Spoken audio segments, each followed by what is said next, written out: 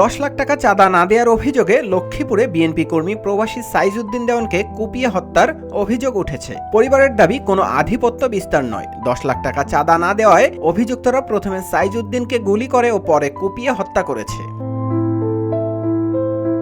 এদিকে আসামিরা অজ্ঞাত স্থান থেকে নিহতের পরিবারের সদস্যদের বিভিন্নভাবে হুমকি ধামকিও দিয়ে যাচ্ছে। এমন পরিস্থিতিতে এলাকায় চরম নিরাপত্তাহীনতায় দিন যাপন করছেন নিহতের পরিবারের সদস্যরা।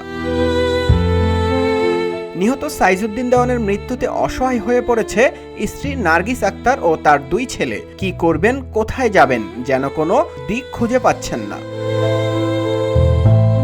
কান্না জড়িত কণ্ঠে নিহতের স্ত্রী বলেন, আমার তো এত তাড়াতাড়ি স্বামী হারানোর কথা ছিল না। আমার ছেলেরা এতিম হয়ে গেল। সুন্দর ভবিষ্যতের আশায় স্পেন গিয়ে আমাদের নতুন করে জীবন শুরু করার কথা ছিল। আমার এই 2টা ছেলে নিয়ে এখন আমার কি উপায় হইব? আমার কি এখন স্বামী হারানোর বয়স? আমার কি এখন স্বামী হারানোর কথা?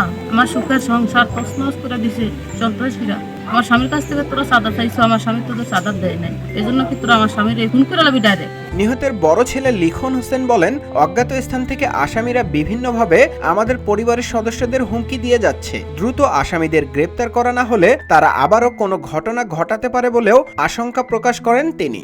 ওই মেহেদি কবিরাজে গুলি করছে আমার আব্বুরে, ফারুক কবিরাজে আরেকটা গুলি করলো, 2টা গুলি করছে।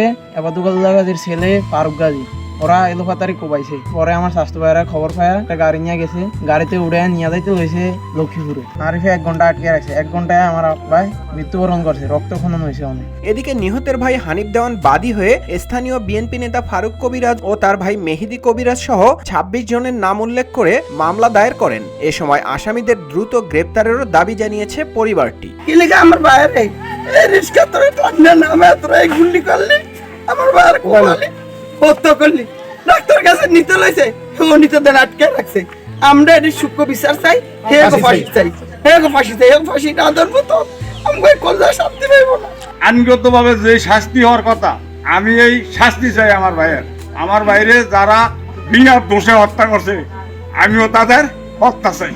লক্ষ্মীপুরের রায়পুর থানার ভারপ্রাপ্ত কর্মকর্তা নিজামউদ্দিন ভূঁইয়া বলেন, আসামিদের গ্রেপ্তারে পুলিশের অভিযান অব্যাহত রয়েছে। এছাড়া নিহতের পরিবারের নিরাপত্তার বিষয়েও পুলিশ যথেষ্ট সচেষ্ট রয়েছে। ছুটি শেষে গত শনিবার সাইজউদ্দিনের স্পেনে যাওয়ার কথা ছিল।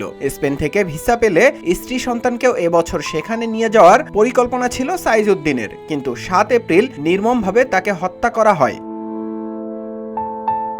নিউজ ডেস্ক, রূপালী বাংলাদেশ।